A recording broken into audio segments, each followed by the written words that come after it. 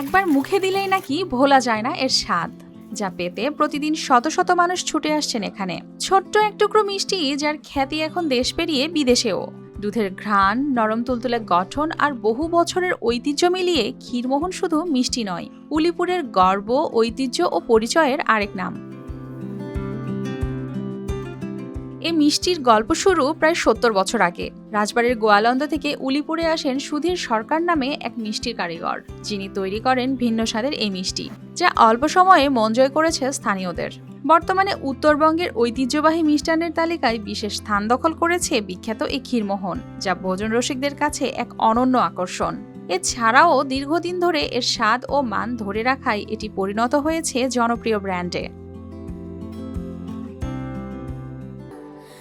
Sandalina so, রূপচর্চায় আভিজাত্য।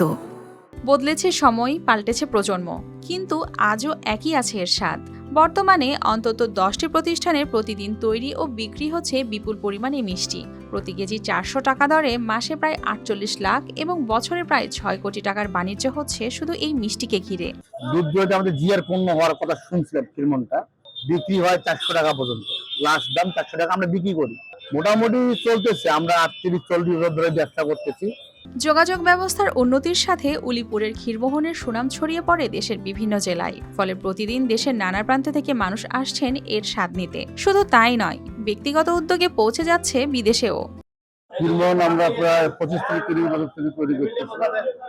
প্রথমের দিকে অল্প অল্প করে তৈরি করতাম, জনগণের ব্যাপক সারার কারণে এখন দৈনিক 10 থেকে 12 মণ দুধের ক্ষীরমোহন আমাদের বিক্রি হয় এবং বাংলাদেশের বিভিন্ন জায়গায় এখান থেকে ক্ষীরমোহন পার্সেল হয় এবং বিদেশেও অনেক সময় পাঠানো হয়। আত্মীয় স্বজনের বাড়িতে গেলে ক্ষীরমোহন ছাড়া যেন কোনো তৃপ্তিই হয় না। গেলেই ক্ষীরমোহনেই নিয়ে যেতে হবে, অন্য কোনো মিষ্টি নেওয়ার কোনো প্রয়োজন নেই। অভিজ্ঞতা আর নিখুঁত কারিগরি দক্ষতায় তৈরি এই মিষ্টি এখন কুড়িগ্রামের ঐতিহ্যের এক উজ্জ্বল প্রতীক।